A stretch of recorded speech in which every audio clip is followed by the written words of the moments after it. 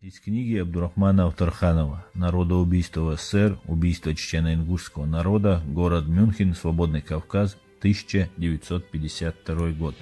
Глава 12. Чеченцев и ингушей не берут в Красную армию. К началу Второй мировой войны таким образом Чечено-Ингушская республика была полностью обезглавлена, а сам народ национально подавлен и политически обозлен до крайности. Тем не менее, на призыв советской власти выступить на защиту Родины чеченцы и ингуши выставили две дивизии добровольцев, одну действующую, другую резервную. В Чечено-Ингушетии во время царизма не существовало обязательной воинской повинности, но отдельные чеченцы и ингуши служили и тогда в царской армии, и дали русской армии ряд блестящих офицеров. Маленькое ингушское племя дало даже одних высших офицеров 7 генералов, а чеченцы 2. Один из этих чеченских генералов, генерал от артиллерии Эрисхан Алиев, командующий накануне русско-японской войны Вторым западно-сибирским корпусом 1904-1905 годах, во время этой войны был даже временно главнокомандующим всем русским фронтом вместо вышедшего из строя генерала Линевича. Смотреть «Военная экспедиция» от 1907 года. Во время Первой мировой войны чеченцы и ингуши дали по одному полку в состав так называемой туземной дивизии, дикая дивизия, покрывшей себя славой героизма и мужества в боях на Карпатах. Офицерами этой дивизии были опять-таки сами горцы, а русские гвардейские офицеры считали себя за честь служить в дикой дивизии. Командующим этой дивизией был сам брат русского царя, великий князь Михаил Александрович. Характерно, что на протяжении всей войны не было ни одного случая дезертирства из туземной дивизии. Характерно опять-таки, что эта же дивизия, первой из всех русских дивизий, выступила против подготовлявшегося большевистского переворота в Петербурге в знаменитом походе Корнилова на Петербург. В начале Второй мировой войны 1939-1945 годов советское правительство не разрешило чеченцам и ингушам создать свои национальные формирования. Призываемые чеченцы и ингуши направлялись в русские части поодиночке, где они, не владея языком, несли службу немых солдат, а командиры частей заставляли их есть общую пищу со свининой, что было противно их религиозному чувству и всему образу воспитания.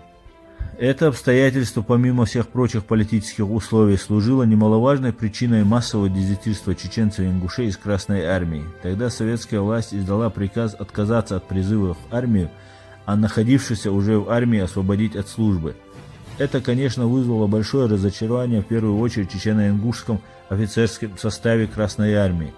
По инициативе чеченца советского генерала Супьяна Малаева, ингуша полковника Абадиева, майора Висаитова, капитана Ахтаева и других советское правительство разрешило Чеченской республике набрать добровольцев. Таким путем за короткое время организовались две дивизии, одна из которых находилась при действующей армии Южного фронта. Это было после эвакуации красными Керчи. Командующий Южным фронтом маршал Буденный, делавший осмотр беспорядочно отступавшим к частям из Керчи и Крыма, выставив в Краснодаре две дивизии друг против друга, одну только что прибывшую на фронт чечено-ингушскую, другую только что бежавшую из Керчи сюда, говорил, обращаясь к русской дивизии: «Вот смотрите на них, на горцев. Их отцы и деды под руководством великого Шамиля 25 лет храбро дрались и отстаивали свою независимость против целой царской России. Берите с них пример, как надо защищать Родину».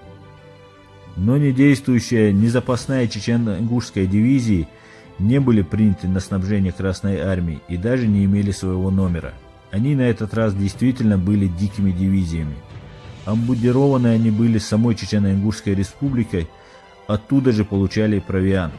Ободренные льстивыми словами маршала, офицеры попросили Буденного принять чечено-ингушские дивизии в армию и, следовательно, вооружить их по-армейски. Все вооружение этих дивизий состояло из одних шашек и их случайных винтовых самых разных систем. Многие из бойцов были босыми, так как домашние горские чувяки давно износились. Буденный обещал подумать. Пока Буденный думал, немцы перешли Дон, и чечено-ингушская дивизия была в том же виде, без танковой и артиллерийской поддержки, брошена буквально под ураганный огонь немецких танков, стремительно рушившихся к Сталинграду. Под Котельниковым 4 августа 1942 года немецкие танки и перешагнули через трупы многих бойцов этой дивизии. Маленькая же часть попала в плен, другая, во главе со штабом, сумела вырваться из окружения и отступила. Но разгром этой дивизии вместе с разгромом целых корпусов и армий Южного фронта явился плохой аттестацией для всего чечено-ингушского народа.